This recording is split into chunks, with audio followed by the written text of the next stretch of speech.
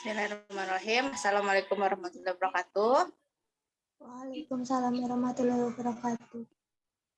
Perkenalkan, di sini kami dari kelompok 8. Di sini kami akan mempresentasikan hasil diskusi kami tentang analisis jurnal Evidence Based Practice System Musculoskeletal. Untuk nama anggota bisa dilihat di teman-teman, ada Rini Yulia Wardani, Rizky Yasti Pratiwi, Rizky Rofiana Panitasari, dan Septiani Nur Pujiati. Kita langsung aja untuk jurnal pertama ya teman-teman.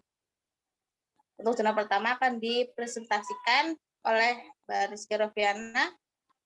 Untuk tempat dan waktu saya persilahkan.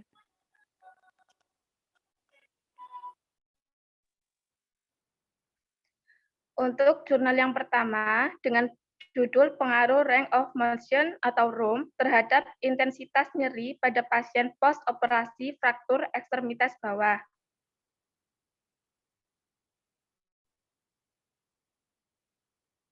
Next.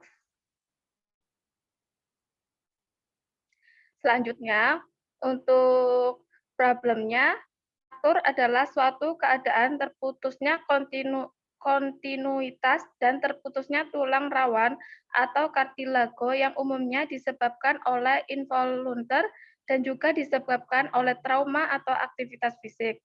Salah satu efek dari patah tulang terutama disebabkan terbatasnya aktivitas pada pasien dengan fraktur pasca operasi. Fraktur pasca operasi dapat dipulihkan secara bertahap melalui latihan gerakan. Untuk intervention, penelitian dilakukan selama 4 hari berturut-turut selama 20 menit. Sebanyak 30 responden dengan fraktur diberikan intervensi range of motion atau ROM dengan tujuan untuk mengetahui pengaruh range of motion atau ROM sebelum dan sesudah diberikan perlakuan terhadap penurunan nyeri pada pasien post-operasi fraktur ekstremitas bawah. Lalu untuk comparison, perbandingan intensitas nyeri yang signifikan sebelum dan sesudah dilakukan ROM. Next. Lalu untuk output, dari hasil penelitian tentang pemberian ROM, yaitu pada kelompok eksperimen yang diberikan perlakuan gerakan ROM selama 4 hari mengalami penurunan yang sangat signifikan, yaitu didapatkan mean pretest adalah 4,71 menjadi 3,27. Sedangkan pada kelompok kontrol didapatkan bahwa juga terjadi penurunan sedikit, yaitu didapatkan mean pretest pada kelompok kontrol 4,91 menjadi 4,71.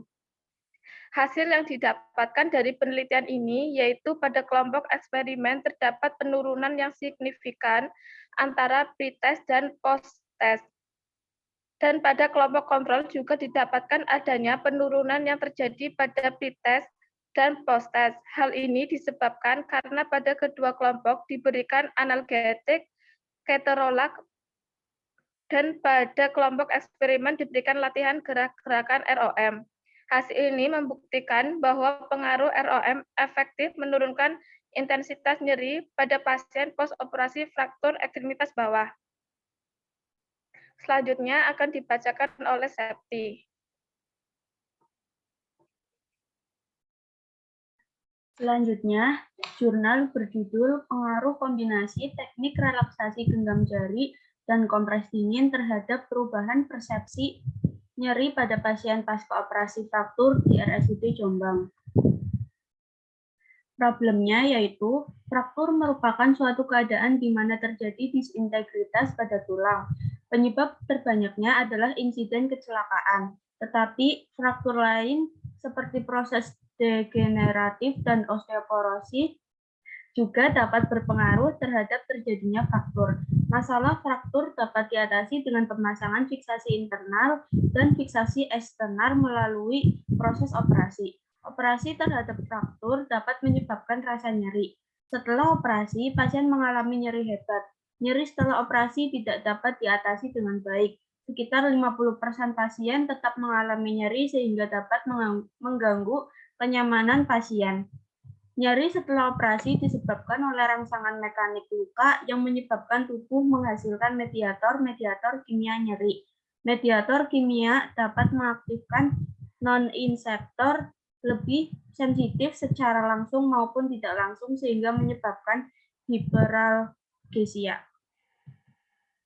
Untuk intervention, penelitian dilakukan selama 2 bulan pada bulan September sampai November 2016. Sebanyak 42 responden dengan fraktur diberikan intervensi teknik relaksasi genggam jari dan kompres dingin dengan tujuan untuk mengetahui pengaruh kombinasi teknik relaksasi genggam jari dan kompres dingin terhadap perubahan persepsi nyeri pasca operasi fraktur sebelum dan sesudah diberikan perlakuan dan untuk menganalisis perbedaan skala nyerinya. Untuk comparison, perbandingan antara sebelum dan sesudah dilakukan kombinasi teknik relaksasi genggam jari dan kompres dingin. Lalu ada output.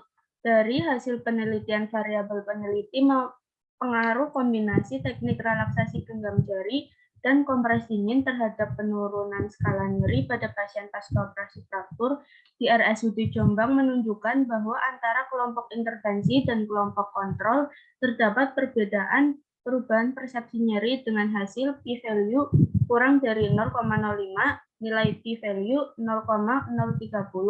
Hal ini berarti terjadi penurunan skala nyeri sesudah mendapat perlakuan teknik relaksasi genggam jari dan kompres dingin pada pasien pasca operasi fraktur.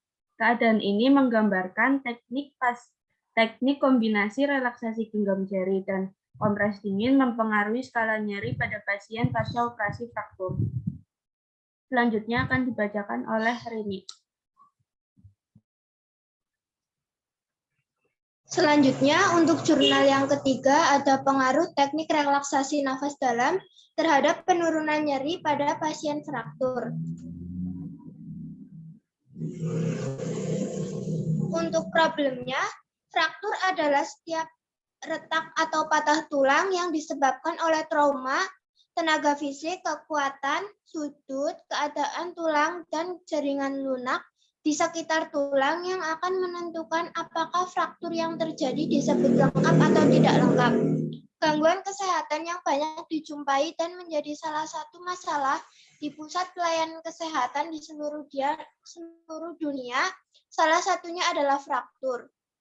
Untuk interventionnya, penelitian dilakukan selama kurang lebih 1 bulan dari 15 Juni sampai 14 Juli 2017. Sebanyak 30 responden dengan fraktur diberikan intervensi relaksasi nafas dalam dengan tujuan untuk mengetahui skala nyeri fraktur sebelum dan sesudah diberikan perlakuan dan untuk menganalisis perbedaan skala nyerinya. Untuk comparison, perbedaan nyeri fraktur antara sebelum dan sesudah dilakukan relaksasi nafas dalam.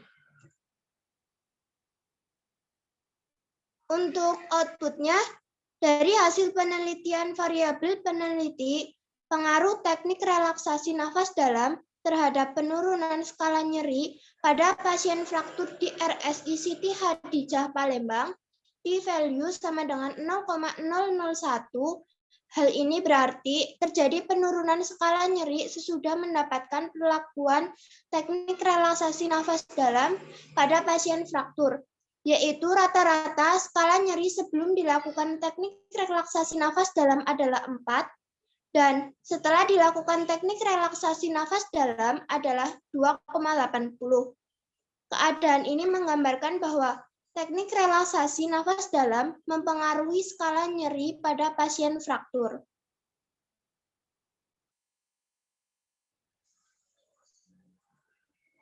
Untuk jurnal selanjutnya akan dibacakan oleh Mbak Rizkia. Untuk jurnal keempat, ada effectiveness of the graded motor injury to improve hand function in patient with distal radius fracture, a randomized controlled trial. Untuk problemnya ada fraktur radius distal atau distal radius fraktur adalah salah satu yang mencakup sekitar 15% dari semua fraktur pada wanita dan pria parubaya. Rehabilitasi di RFX mungkin rumit karena tantangan yang terkait dengan waktu pemulihan yang lama, ketidaknyamanan, nyeri, dan penurunan mobilitas. Keluhan umum setelah DRFX termasuk kelemahan nyeri dan kekakuan. Nyeri dan edema umumnya terlihat pada tahap awal DRFX terkait dengan masalah jaringan lunak. Nyeri adalah salah satu faktor risiko utama yang menghambat pemulihan, sehingga mengakibatkan hasil fungsional yang buruk pada pasien dengan DRFX. Skor intensitas nyeri selama tahap akut pasca cedera menentukan profil pasien untuk rehabilitasi dan pemulihan. Oleh karena itu, kontrol nyeri di tahap awal rehabilitasi dianggap penting untuk mengurangi tingkat kecacatan jangka panjang pasien.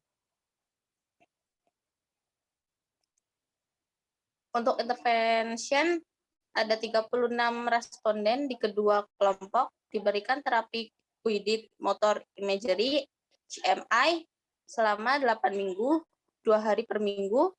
Tujuan terapi adalah untuk mengontrol edema dan nyeri, mengembalikan ROM, dan mempromosikan penggunaan ekstremitas yang terlihat untuk aktivitas menggenggam dan menahan beban.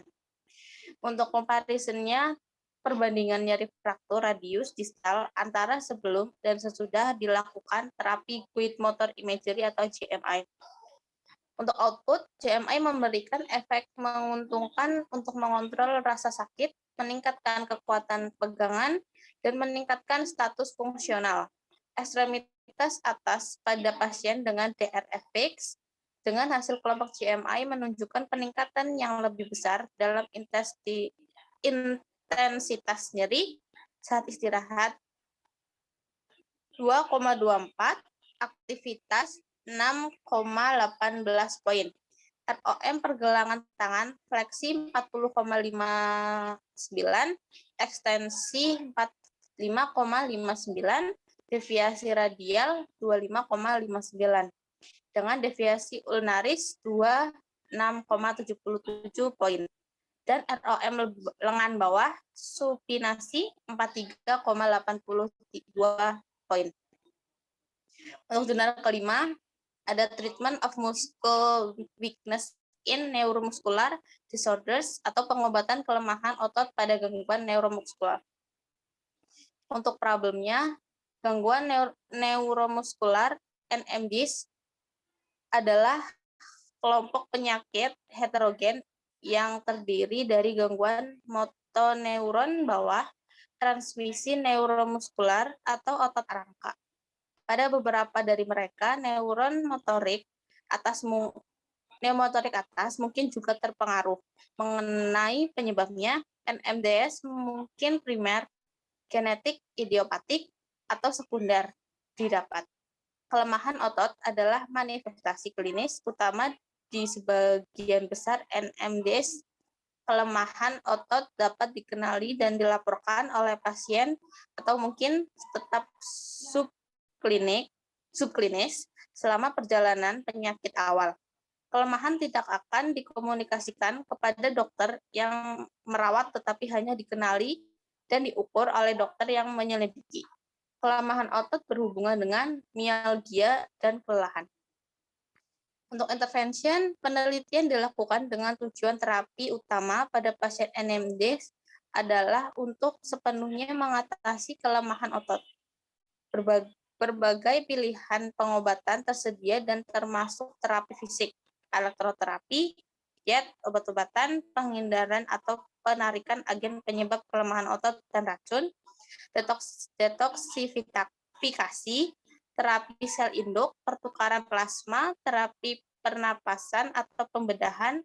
Yang paling mudah diakses untuk pengobatan adalah kelemahan dari neuropati yang dimediasi imun, gangguan transmisi yang dimediasi imun, dan miopati imun idiopatik.